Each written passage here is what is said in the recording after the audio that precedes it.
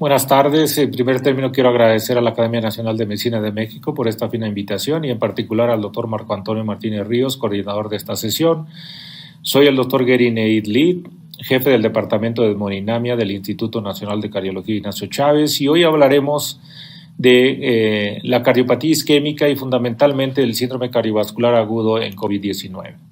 Es importante remarcar la elevada fatalidad que tiene el presentar o el tener una enfermedad cardiovascular persistente en pacientes con COVID. Esto incrementa en más de 10 veces el riesgo de mortalidad en presencia de enfermedad cardiovascular persistente en este grupo de pacientes con COVID-19.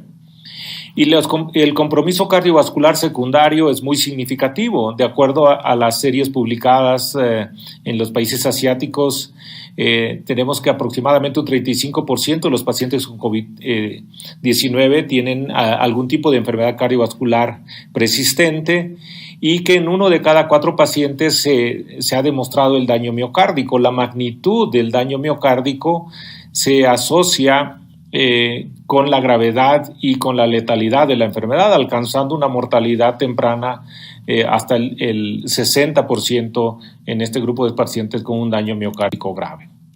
Fue hasta el año 2020 cuando Nicholas Hendren englobó las distintas manifestaciones clínicas relacionadas con el COVID-19 desde el punto de vista cardiovascular y le denominó al síndrome cardiovascular agudo COVID-19.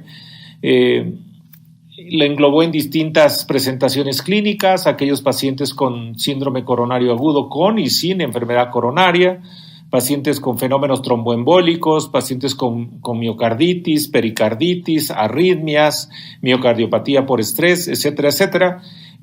Tuvo la virtud académica de englobar todas estas manifestaciones dentro del síndrome cardiovascular agudo, que es de lo que hablaremos los siguientes minutos. Desde el punto de vista fisiopatológico, el daño miocárdico se ha tratado de explicar por distintas vías. En primer término, la toxicidad miocárdica directa por el virus.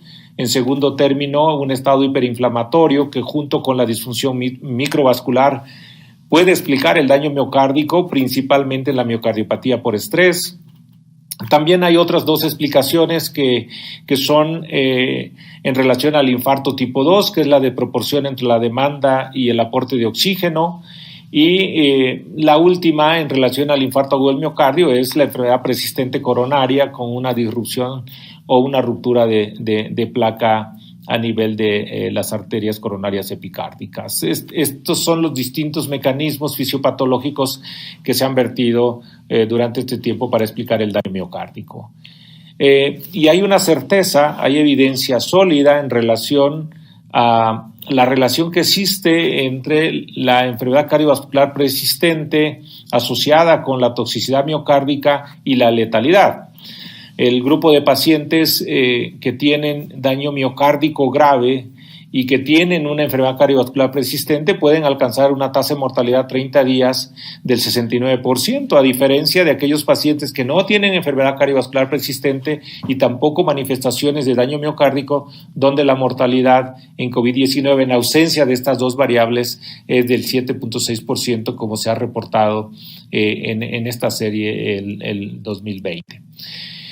Pero la otra gran realidad es que no solamente el incremento de los biomarcadores es nocivo, sino que la magnitud del incremento está relacionado con la gravedad de la manifestación cardiovascular. Niveles superiores a 100, 150 o 200 nanogramos por litro de troponina altamente sensible se ha relacionado con mayor gravedad y con mayor manifestación de la patología cardiovascular, como es el caso del choque cardiogénico, la miocardiopatía por estrés, la miocarditis grave o el infarto agudo del miocardio. Esto es muy significativo y la evidencia es muy contundente. El otro gran componente fisiopatológico que puede explicar el síndrome coronario agudo o la cardiopatía isquémica en COVID es la enfermedad trombótica difusa, con sus 3 manifestaciones clínicas más importantes, que es la coagulación intravascular diseminada y la tromboembolia pulmonar. Y la tercera, que es la afectación de la circulación coronaria que puede condicionar el infarto agudo del miocardio. Es muy importante el otro gran componente fisiopatológico de la cardiopatía isquémica, que es la enfermedad trombótica difusa. Y en el escenario clínico, esto constituye un gran reto en las salas de urgencia para los cardiólogos clínicos, que tienen que discernir y tienen que establecer la relevancia del paciente que tiene una enfermedad cardiovascular persistente y que llega con un síndrome coronario agudo, y que tendrá que decidir o definir si está relacionado con una manifestación del COVID-19 o está relacionado con la persistencia de la enfermedad cardiovascular. Fundamental, y este es un punto muy importante y decisivo para la evolución de este grupo de pacientes. La presentación de la cardiopatía isquémica en COVID-19 trastornó mucho la asistencia hospitalaria, y fundamentalmente en hospitales de alta especialidad como lo es el Instituto Nacional de Cardiología. Y esta publicación del Instituto en la revista Salud Pública de México el año pasado, donde analiza el número de pacientes hospitalizados por semana el año 2019 y el año 2020 COVID, donde podemos observar que el 2019 aproximadamente se hospitalizaban 25 pacientes por semana con el diagnóstico de infarto agudo del miocardio, a diferencia del 2020 periodo COVID, donde el número de pacientes hospitalizados por semana alcanzó como mínimo de 3 pacientes por semana con el diagnóstico de infarto agudo del miocardio. Y esto se vio reflejado en el número de pacientes hospitalizados, no solamente en el contexto de pacientes con elevación del segmento ST, sino también en pacientes sin elevación del segmento ST. La afectación fue muy similar, se observó un 31.4% de menor número de pacientes hospitalizados en el grupo de infarto con elevación del segmento ST y 31.9% de reducción en aquellos pacientes sin elevación del segmento ST en el contexto del paciente con infarto agudo del miocardio. Pero también se trastornó, se alteró, se modificó la estrategia terapéutica de reperfusión en el grupo de pacientes con infarto agudo en evolución. Observen ustedes que en el periodo prepandemia el 96% de los pacientes que llegaban con el diagnóstico de un infarto agudo en evolución eran sometidos a angioplastía primaria en el Instituto Nacional de Cardiología, a diferencia de un 4% que eran sometidos a trombolisis sistémica. En el periodo COVID, que estamos hablando después del 20 de marzo, en el análisis hasta mayo 31, podemos observar que el 47.2% de los pacientes fueron sometidos a angioplastía primaria y un 53% fue sometido a trombolisis sistémica. Las explicaciones son diversas, los mecanismos o programas de aislamiento, de resguardo, la asignación de pacientes con la denominación la asignación de hospitales con denominación de hospitales COVID, la creación de protocolos de cuidados para evitar la exposición excesiva tanto a los pacientes como al personal médico.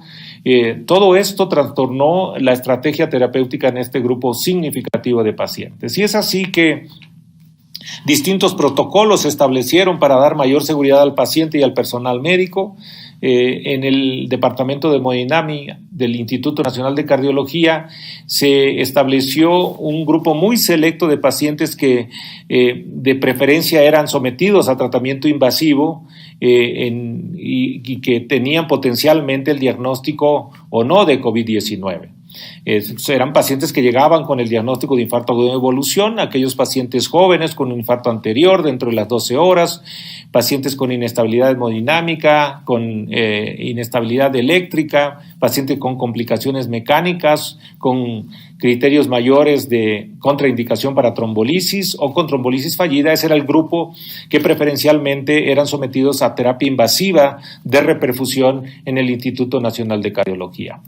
Pero finalmente se logró establecer la ruta crítica en los pacientes con infarto agudo del miocardio y elevación del segmento ST. Si el hospital tenía el programa de angioplastía primaria, eran sometidos a terapia de reperfusión invasiva. Si el hospital no contaba con terapia de reperfusión y podía trasladarlo en un tiempo menor de 60 minutos, debería ser trasladado. En caso contrario, era sometido a trombolisis y se establecía una estrategia farmacoinvasiva. En los pacientes sin elevación del segmento ST, lo fundamental es estratificar el riesgo. Los pacientes de riesgo alto complicaciones mecánicas, angina persistente, dolor persistente, choque cardiogénico, necesitaban terapia invasiva inmediata, y aquellos de pacientes de riesgo bajo, con biomarcadores positivos, con síntomas, con cambios en el electrocardiograma, eran incluidos en el programa de estrategia invasiva temprana, que es la terapia invasiva dentro de las primeras 24 horas. Los pacientes de riesgo bajo intermedio, el tratamiento era mucho más selectivo y se podía derivar a un centro de expertise o se podía esperar un poco más de tiempo antes de la estrategia invasiva. Las recomendaciones que podemos comentar es que la presentación de los pacientes con síndrome isquémico coronario agudo es tardía y se asocia con una mayor tasa de mortalidad temprana. El empleo de protocolos y la pronta evaluación de la probabilidad de infección por COVID asociada a daño miocárdico o un síndrome isquémico coronario agudo es fundamental en las salas de emergencia. La angioplastía primaria es el método de reperfusión, pero en ausencia de un centro con alta expertise o un retardo de más de 60 minutos en el traslado, la trombolisis es aceptada o la terapia fármaco-invasiva. Y en los pacientes sin elevación del segmento ST, por supuesto que la estratificación de riesgo es la que nos ayuda a tener la mejor decisión posible y fundamentalmente favorecer una terapia invasiva en los pacientes de muy alto riesgo o de riesgo alto. Agradezco nuevamente esta fina invitación. Muchas gracias y buenas tardes.